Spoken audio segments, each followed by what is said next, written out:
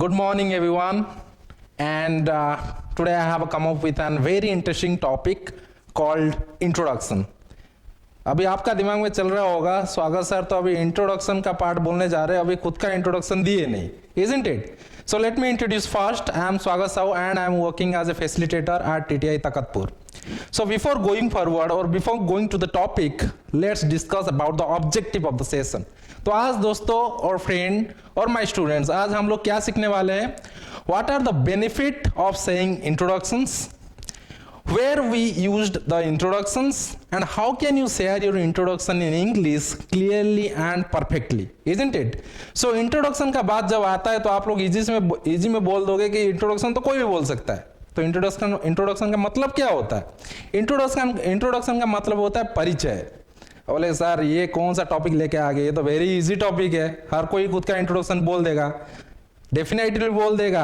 If will talk in Odia आप खुद का इंट्रोडक्शन बोल सकते हो कि मुकोटू मोना कौन मोगोरा कोटी, isn't it?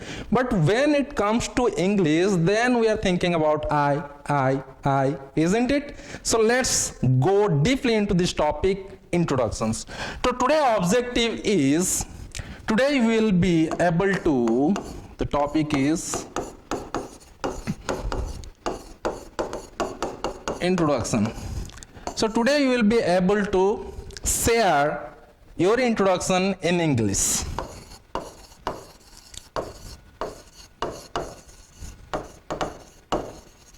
Intro in English.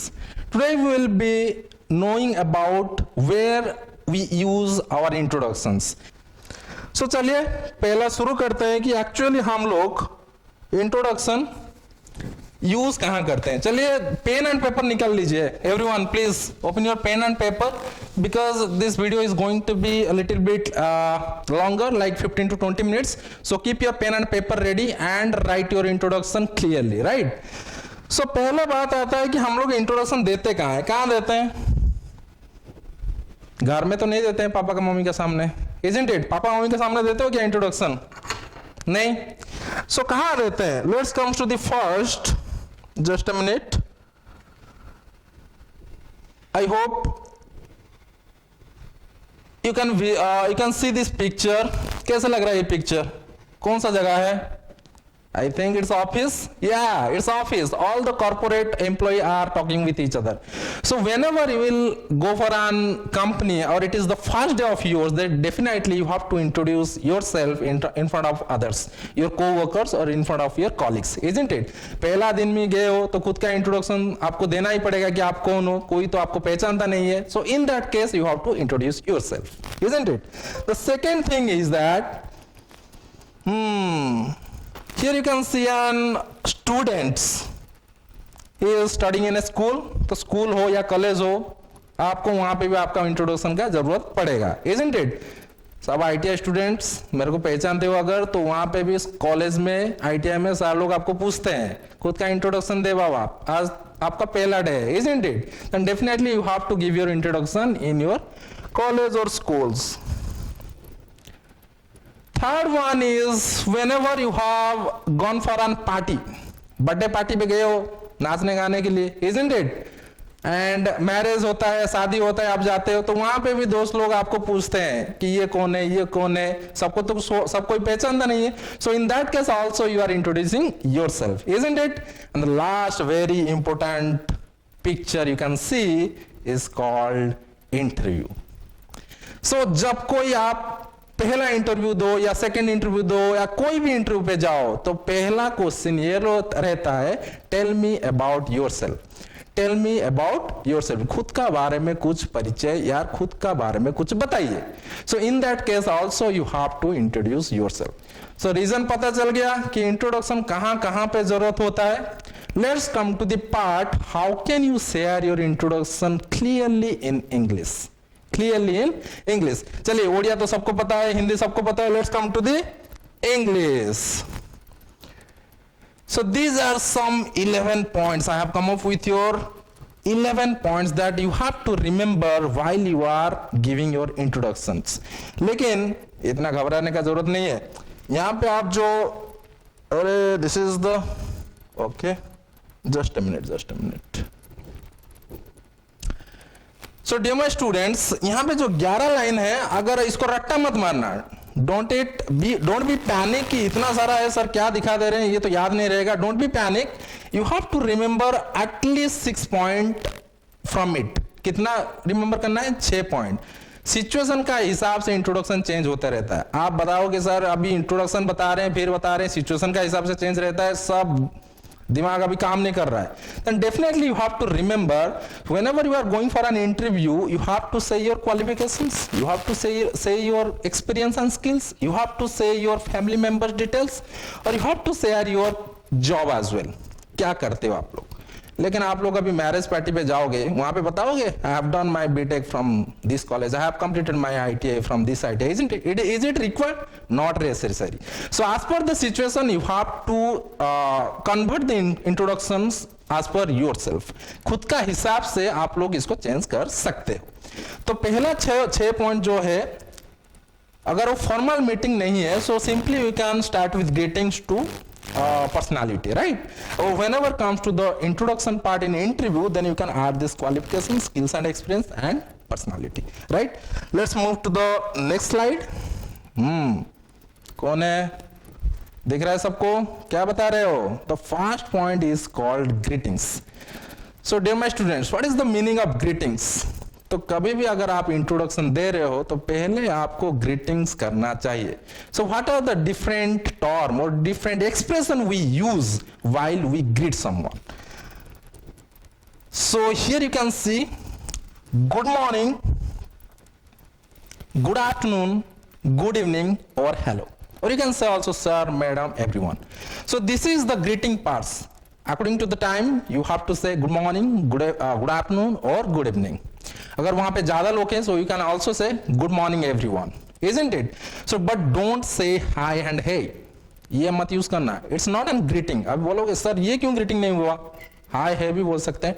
Definitely you can use it, but informally you can use good morning, good afternoon and good evening, right? इतना याद रह गया.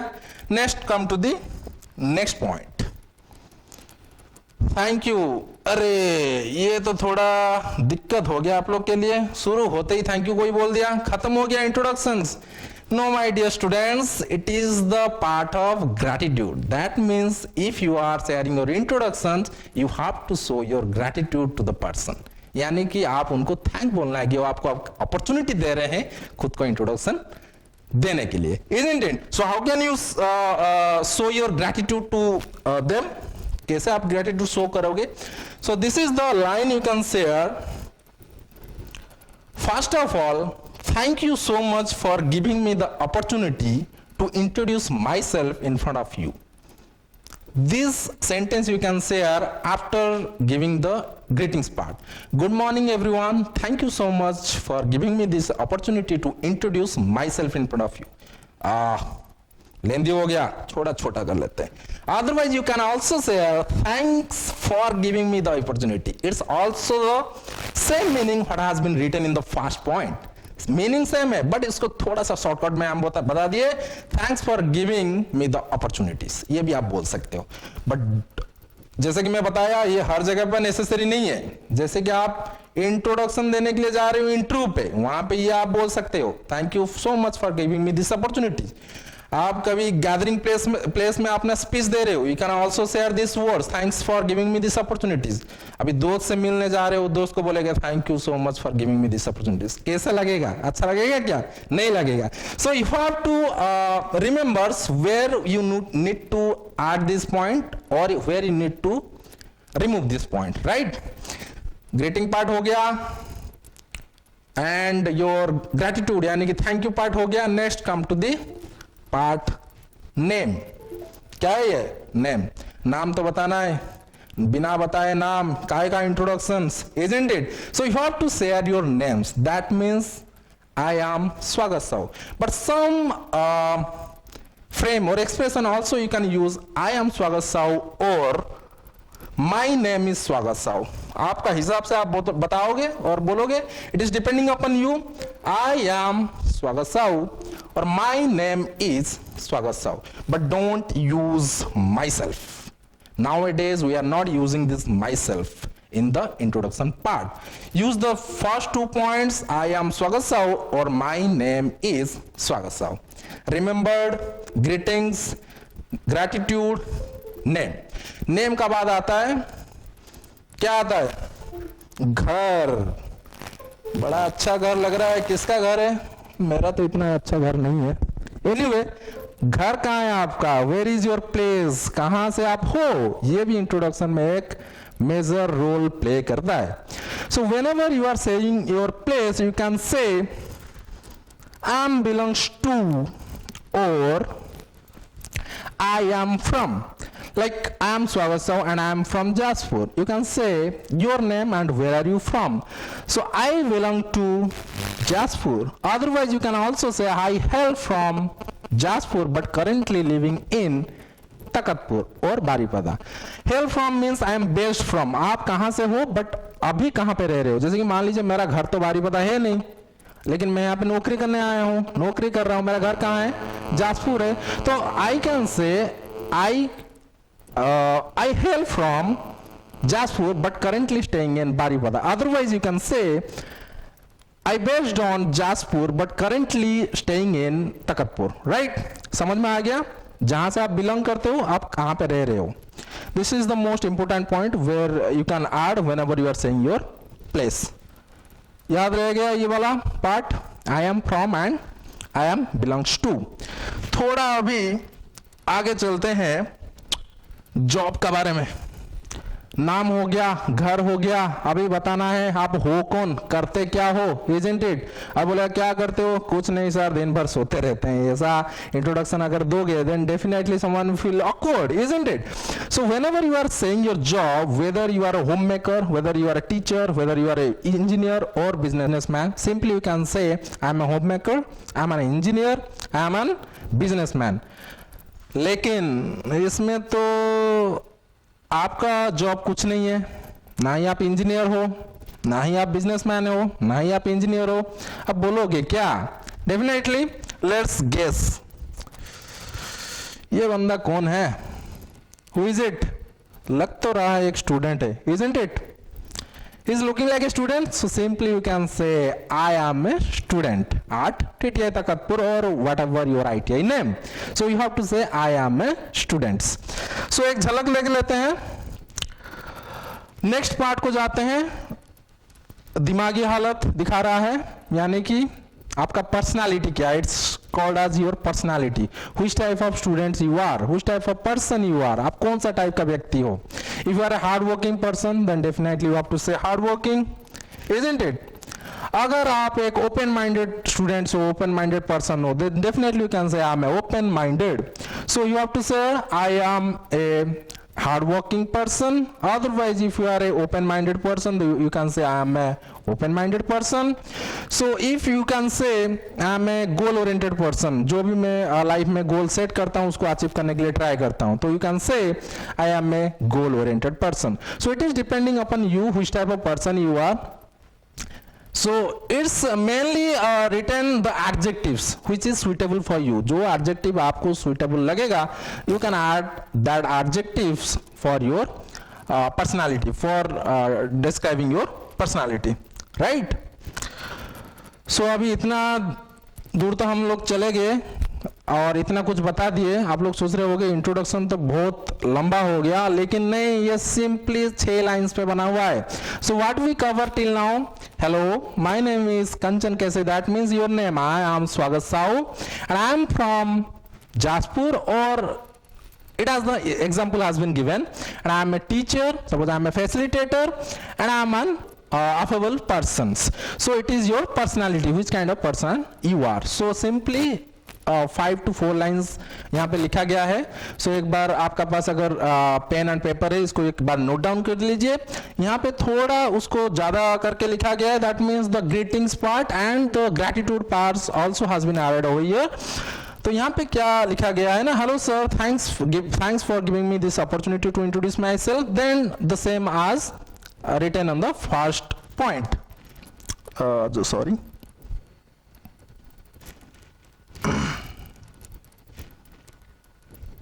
Okay. So यहाँ इस दोनों में थोड़ा ही चेंजेस हुआ है, दैट ग्रीटिंग्स पार्ट और ग्रेटिट्यूड पार्ट यहाँ पे है, लेकिन यहाँ पे सिर्फ ग्रीटिंग्स पार्ट है and rest of the thing has been written. So pause the video and write it down. Okay, so यहाँ तक हम लोग खत्म कर लिए कि what are our name, what are our place, what are our job, what are our personality. Right, next come to the next slide.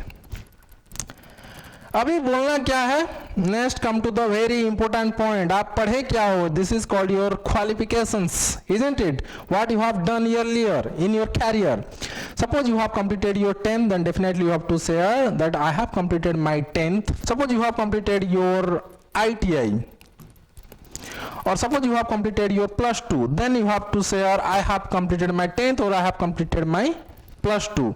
These are the sentence, you have to make it or you have to change it as per your qualifications. I have completed my 10th from these schools in the year of this. कौन सा year में आप pass out किए. Suppose take an example, आप कहीं पे पढ़ रहे हो, if you are continuing your ITI, अगर आप तो यहाँ पे ITI कर रहे हो तो आप लोग क्या बोलोगे, now I am pursuing ITI art TTI Takhatpur. जहाँ पे आप पढ़ रहे हो उस इंस्टीट्यूट का नाम आर्ट का जगह पे लगा देना. सो ये वेरी सिंपल है, क्या आप कंप्लीट कर चुके हो और क्या आप अभी पढ़ रहे हो. The same things you have to write on your qualifications part. समझ में आ रहा है. अरे ये बाबा कौन आ गए अंदर में टैबलेट और कंप्यूटर पकड़ते हुए. दैट मीन्स योर स्किल्स, क्या क्या स्किल्स है उसका पास वो दिखा रहे हो, इजंट इट. क्या क्या एक्सपीरियंस लेके घूम रहा है 10 हाथ पकड़ के. सो आपका पास क्या एक्सपीरियंस है, आप कहाँ पे जॉब किए हो. Also you can share in your introductions if you are a experienced candidate. अगर आप एक्सपीरियंस कैंडिडेट नहीं हो तो इसको आप स्किप भी कर सकते हो, लेकिन you have to say you are a fresher. Fresher का मतलब होता है जिसका वर्क एक्सपीरियंस नहीं रहता है. जैसे कि मान लीजिए आप ITI के बाद पास आउट होके कोई कंपनी में इंट्रोडक्शन देने के लिए जाओगे और इंटरव्यू देने के लिए जाओगे, तो आप वहां पे तो कोई एक्सपीरियंस ही नहीं है आपका पास, तो आप क्या बोल सकते हैं, आई एम ए फ्रेशर. तो ये स्टूडेंट लोगों के लिए है, you can say I am a fresher.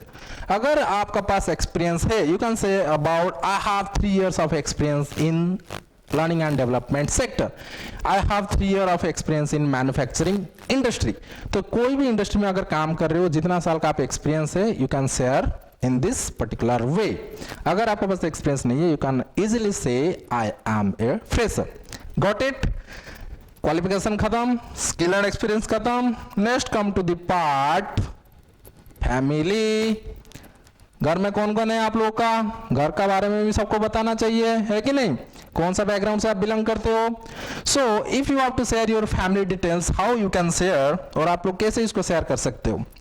You can say I live in a nuclear family और जॉइंट फैमिली. यहाँ पे 2 टर्म लिखा गया है, न्यूक्लियर एंड जॉइंट फैमिली. अगर घर में सिर्फ आपका पापा मम्मी एंड भाई बहन हैं, that means you are living in a nuclear family. अगर इसके बाद भी आपका चाचा जी, आपका ग्रैंडफादर, ग्रैंडमदर सब वहां पे हैं, तो आप बोल सकते हैं I live in a joint family. Clear.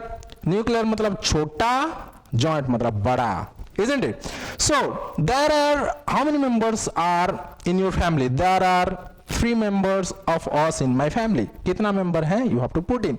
There are 6 members of us in my family. There are 7 numbers of people in my family. So all the points are the meaning of the points are same, but it has been modified in a little bit. थोड़ा इसको change किया गया है. So simply you can say I live in a nuclear family and there are 6 or there are 3 members of us in my family. Simply you can say. Family के बारे में किसे बताना है लिख लीजिए, अगर मैं पहले से बता चुका हूँ, पेन एंड पेपर लिख के रखिए. Okay. After giving your family details you have to share this particular about this picture. Picture का मतलब कई तरह का काम हो रहा है यहाँ पे. कहीं पे रीडिंग हो रहा है, कहीं पे कुकिंग हो रहा है, कहीं पे फिशिंग हो रहा है, कहीं पे फोटोग्राफी हो रहा है. ये कौन सा इंट्रोडक्शन है? इंट्रोडक्शन नहीं लग रहा है. लग रहा है क्या? इंट्रोडक्शन ही है. This is your hobbies. आप करते क्या हो फ्री टाइम में, that is called your hobbies. आप बोलोगे सर फ्री टाइम में सो जाते हैं बड़े आराम से, that is your hobbies. No. Suppose you are doing cooking, आपको कुकिंग करना अच्छा लगता है एंड आप कुकिंग करते हो जब भी आप टाइम मिलता है. मान लीजिए आपको पढ़ने के लिए अच्छा लगता है और स्टोरी बुक पढ़ लेते हो, किसका बायोग्राफिक बुक पढ़ लेते हो, तो वो आपका हॉबीज हो गया. अगर खेलने के लिए पसंद है, if you are playing cricket और football, that is your hobbies. So you have to share your hobbies in your introductions as well. So how can you share? My hobbies is what ever your hobbies, dancing हो गया, singing हो गया, cricket हो गया, आपको जो पसंद है, यानी कि फ्री टाइम में जो करते हो आप लोग. Otherwise the same point you can also share आज आई लाइक टू. सपोज आपको फिल्म देखना पसंद है. कौन कौन फिल्म देखने गया है लास्ट टाइम? कौन सा मूवी आया था? अल्लू अर्जुन का पुष्पा. देखे हो पुष्पा अच्छा से? तो अगर पुष्पा फिल्म देखने गए हो, फिल्म देखने जाते हो, then you can say I love to watch Telugu movies. You can say that is your hobby. I love to watch Telugu movies. Instead of that, अगर आप बोल रहे हो my hobbies is watching movies, that is also correct, but it is most prominent if you'll say I love to watch Telugu movies. So in that way you can use this action words as for your convenient, right? Otherwise अगर दो से तीन से ज्यादा आपका hobbies है तो my hobbies are बता सकते हो. अगर एक ही हॉबीज है तो इज बता सकते हो. इसमें तो कुछ बोलने वाला बात ही नहीं है.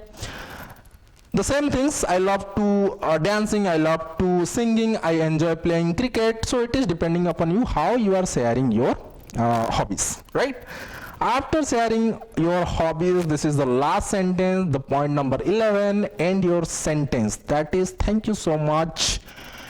And that's all about me. You can end your introduction with this point.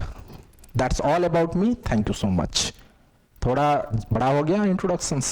छोटा ही है, थोड़ा झलक मार देते हैं क्या पढ़ के आए हैं अभी तक, isn't it? So यहाँ पे dear my students, hello, my name is Swagat Sahu and I am from Jaspur. I am a facilitator.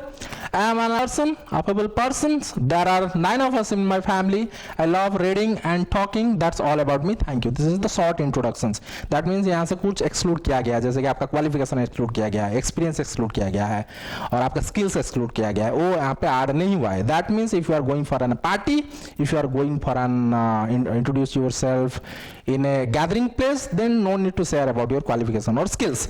But whenever the times come and you are attending an interview, then you have to add all the points, like from starting from gratitude to your experience, qualification, all these things. एक झलक देख लेते हैं उसका भी. थोड़ा बड़ा हो गया आपके लिए, क्या बोल सकते हो? Hello everyone. Thanks for giving me this opportunity to introduce myself in front of you. I am Swagat Sahu and I am from Jaspur. यहाँ पे थोड़ा अलग लिखा गया है, कांचना केसरी. ये मेरा नाम नहीं है, थोड़ा दिक्कत आ रहा है बोलने के लिए, इसलिए मैं स्वागत बोल रहा हूँ. अभी आप लोग बोलना नहीं है कि सारे एक बता रहे हैं कि कुछ लिखा गया है. यहाँ पे आपका नाम होगा. किसका? आपका नाम. So I am from Jaspur. I am a creative person or I am a hardworking person, you can say. And I have a master degree in English language. That means it is called qualifications. Suppose I have completed my MBA, Master in Business Administration. So I can say I have completed my MBA from Utkal University in this year. So if I haven't done MBA, then आपका जो qualification आप बता सकते हैं. Okay. So I have totally 4 years of experience in training sector, right? And I have 3 years of experience in marketing. So whatever your experience you have to share. So there are 3 members in my family and I love to watch movies. I love to play cricket and that's all about me. Thank you so much. एक बार इसको note down कर लीजिए. Pen and paper तो रखे हुए हैं. So dear my students, so today we learn about how to introduce yourself clearly in English. Some of the points I have given.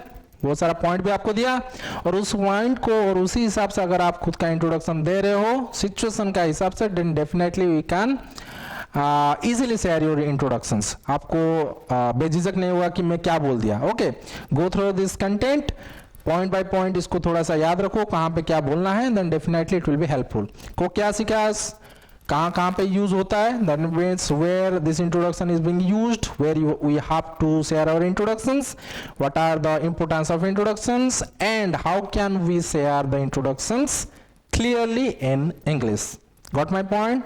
Clear हो गया? If you have any kind of doubts, any kind of problems you are facing in this particular topic, write on the comments, then definitely I will sort out your all the questions as soon as possible. Thank you so much.